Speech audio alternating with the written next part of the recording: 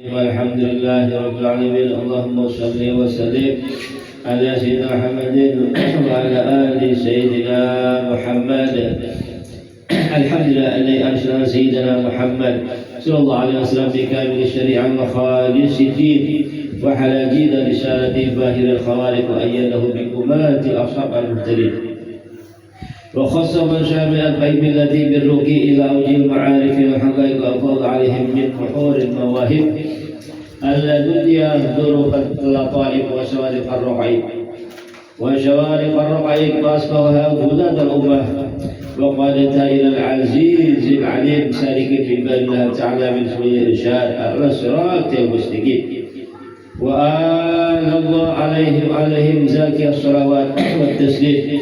وفقنا للاهتداء بهداهم والاقتداء بأثارهم والاقتباس من مشكاة أنوارهم بحمد الجهل البهيم ما عطرت مناقبهم معاكس الأسماع الواعية وتليت آي فضائلهم فكانت إلى النهوض إلى الله داعية.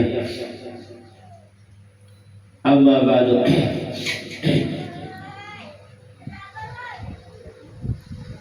Kemudian daripada itu, maka inilah sebagian daripada manaqib atau riwayat hidup Syekh Muhammad Rashid Al-Banjari radhiyallahu anhu. Mudah-mudahan Allah Subhanahu wa taala menurunkan rahmat dan mengampuni serta meridhai bagi beliau dan bagi orang yang membaca manaqibnya dan yang mendengarkannya. Amin ya rabbal alamin. Syekh Muhammad Rashid Al-Banjari beliau adalah seorang yang sangat alim, yang menguasai berbagai ilmu agama, yang sangat saleh, yang sangat bersifat warak, seorang ulama besar yang menghimpun antara ilmu zahir dan ilmu batin, seorang arif billah yang tenggelam dalam mencintai Allah dan Rasulnya, seorang ulama yang sangat dimasyhurkan Allah di masanya dan di daerahnya, yang mana beliau adalah termasuk daripada murid Syekh Muhammad Salman Al-Madani radhiyallahu anhu. Syekh Rashid Al-Banjari dilahirkan pada malam Khamis yang 3 dini hari tanggal 15 Safar 1122 Hijriah bertepatan dengan tanggal 19 Maret 1710 Miladiah. Dari seorang ayah yang saleh bernama Abdullah dan ibunya yang salehah bernama Siti Aminah di desa Loggabang. Beliau merupakan anak yang baik, beliau merupakan anak yang saleh yang dengan budi pekerti luhur dan menunjukkan tanda-tanda kecerdasan yang tinggi.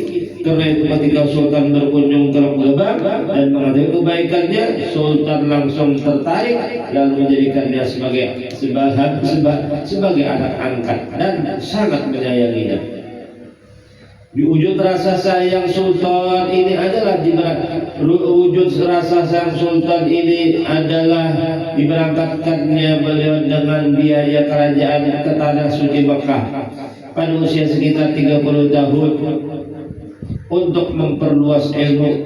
Sebelum berangkat beliau terlebih dahulu dinikahkan oleh Sultan dengan seorang perempuan yang salehah warga istana bernama Baju.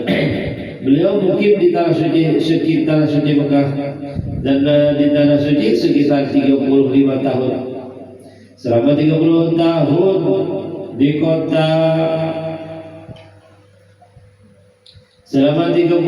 kota Makkah Mukarramah dan 5 tahun di kota Madinah Munawwarah. Guru-guru ternama beliau selama di tanah suci antara lain Syekh Abdullah bin Ahmad Al-Misri, Syekh Muhammad Sulaiman Al-Qurdi, Syekh Ibrahim Al-Rais, Syekh Muhammad Al-Jauhari, Syekh Alama Muhammad Mirdad dan Syekh Muhammad bin Abdul Karim As-Samman Al-Madani. Selama berada di kota Makkah beliau mempunyai beberapa orang sahabat, 4 orang putra Indonesia yang berasal dari 4 pulau besar di Indonesia, Kalimantan, Sumatera, Sulawesi dan Jawa, dan 1 orang berasal dari Patani, Thailand. Kesemuanya adalah pecinta ilmu dan amal, sehingga setiap pertemuan mereka adalah merupakan majelis ilmu dan amal, baik sama dalam belajar maupun ketika bermudzakarah dalam berbagai bidang ilmu dan sebagainya. Di antara orang yang saling bersahabat itu adalah Syekh Abdul Samad Palembang, dan kedua Syekh Abdul Wahab Bugis, dan ketiga Syekh Abdul Rahman Misri Betawi. Syekh Muhammad Rasul Al-Banjari, kalimat dari Pulau Kalimantan, Syekh bin Abdul Al-Fadhili dari Thailand. Karena kecerdasan, kecepatan, kecepatan beliau dalam menselesaikan berbagai masalah, ditambah pula sifat terpuji yang dimilikinya sejak dimilikinya sejak kecil, maka ia mendapat kepercayaan dari guru-gurunya yang mengajarnya untuk memberikan pelajaran dan fatwa-fatwa di Masjidil Haram. Maka termasuklah beliau salah seorang orang Banjar yang mengajar di Masjidil Haram dengan sebutan seorang syekh. Di antara murid-muridnya yang pernah mengikuti pelajarannya di Masjidil Haram itu terdapat seorang makhluk ilahi yang bukan golongan manusia, tapi murid tersebut dari jenis golongan jin Islam yang namanya Al-Badaqut Al-Bina. Selanjutnya jin Islam inilah sebagai muridnya yang sangat setia mengikuti terus-menerus hingga beliau kembali ke tanah air, ia pun turut beserta, dan jin Islam tersebut disebut oleh masyarakat Mata Berak Datu Betok. Setelah dia dirasa cukup dalam belajar dan pengalaman di Mekah dan Madinah, Syekh Rasul Al-Banjari dan Syekh Abdul Subhan Al-Palimbani berkeinginan melanjutkan studi ke kota Mesir. Tapi Syaikhul Islam Imam Al-Haramain Syekh Muhammad bin Sulaiman Al-Qudi yang bermukim di Madinah menasihati mereka berapat agar kembali ke kampung halaman masing-masing untuk membina umat. Maka keempat sahabat ini pun kembali ke Indonesia. Dalam perjalanan pulang kembali ke tanah air, Syekh Muhammad singgah di Jakarta, berkunjung ke tempat kediaman kawan yang akrab, yaitu Syekh Abdul Rahman Misir. Selama di 2 bulan di Jakarta adalah merupakan hari-hari pertemuan yang indah dan perkenalan dengan masyarakat Jakarta untuk lebih merapatkan ukhuwah Islamiyah. Masyarakat Jakarta mengadakan penyambutan yang luar biasa, bukan hanya rakyat semata-mata, tetapi segenap alim ulamanya yang diketuai oleh Syekh Abdul Qahar menerima kedatangannya Syekh Rasul dengan penuh rasa gembira. Tidaklah ada perasaan yang hendak bermegah-megahan, berlubut pengaruh dan kedudukan, atau takut akan kehilangan pengikut, tapi sebagai pemegang amanah pelaksana fungsi para anbiya harus sama-sama mempunyai kewajiban yang mulia, ialah untuk membimbing umat. Sementara itu masih sempat Syekh Rasul Al-Banjari berkunjung di beberapa desa untuk bersembahyang Jumat sambil bertaaruf dengan masyarakat Islam di desa itu. Di samping itu beberapa buah masjid yang betulkan al-qiblatnya, antara Masjid Jambatan 5. Itulah sebabnya di mihrab Masjid Jambatan 5 terdapat sebuah tulisan berbahasa Arab yang berbunyi arah kiblat masjid itu dipalingkan ke kanan sebanyak 25 derajat oleh Syekh Muhammad Asyar pada tanggal 4 Safar 1186 Hijriah, bertepatan dengan tanggal 7 Mei 1770 Mei apabila dia tatkala ditanyakan apakah arah kiblat tersebut salah jihadnya, maka dengan tegas ditunjukkannya dengan tangan arah kiblat yang sebenarnya, dan kepada yang hadir saat itu dipersilakan mendelik dari celah-celah lubang tangan baju jubahnya. Ketika dilihat dari celah-celah lubang tangan baju jubahnya itu, nampak dengan jelas kelihatan Baitullah. Syekh Muhammad Al-Banjari diajak naik kapal dan sesampai di tengah laut oleh Gubernur Jenderal ditanyakan lagi berapa dalamnya laut itu. Dengan tersenyum beliau menjawab sekian kaki. Setelah diadakan pengelutan ternyata benar, semenjak itulah beliau diberi gelar Tuan Haji Besar, yang akhirnya oleh masyarakat Banjar gelar itu menjadi sebutan Tuan Surgi Haji Bubasar.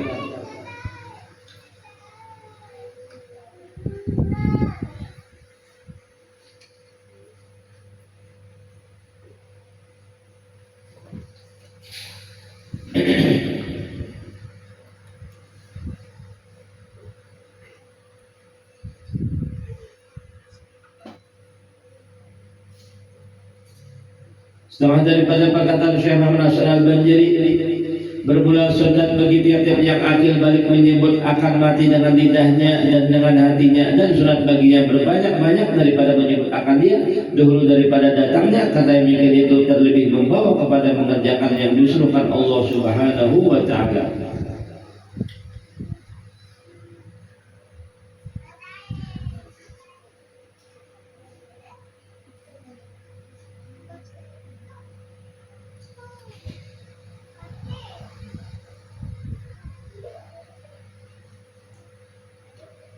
Sah daripada perkataan beliau, hai sekalian mereka itu yang beriman, wajib atasmu memelihara imanmu daripada segala perkara-perkara yang membinasakan dia, dari karena barang siapa membinasa imannya, jadilah ia isi neraka, kekal di dalamnya selama-lamanya. Nauzubillah min dzalik.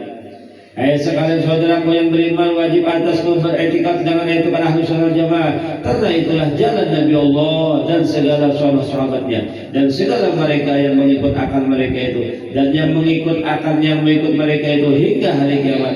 Dan wajib atasmu menjauhi segala itikad bid'ah yang sesat, seperti itikad segala kaum yang 72 yang tersebut bilangan mereka itu di dalam hadis.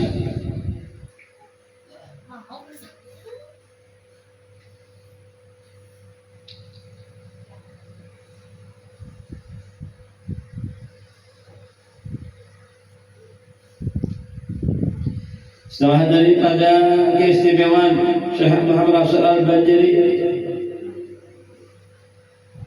adalah menurut yaitu ketika beliau ikut belajar bersama di Masjid Nabawi, beliau duduk di sudut di buncu sekali, dan para murid lainnya tidak ada seorang pun yang menoleh kepada beliau sebagai kawan yang baru. Agaknya entah karena orang Jawa pada masa itu masih dianggap rendah sekali tingkatan pengetahuannya jika dibandingkan dengan orang Arab di sana. Sekali peristiwa tatkala Syekhul Islam Syekh Muhammad Sulaiman Al-Qudhi itu sedang memberikan pelajaran kuliahnya, berhenti kepada suatu masalah yang agak sulit, dan kemudian ditanyakannya kepada seorang murid-muridnya kalau ada yang mampu memecahkan masalah tersebut, namun rupanya segelas murid-murid tidak ada yang dapat memberikan jawabannya.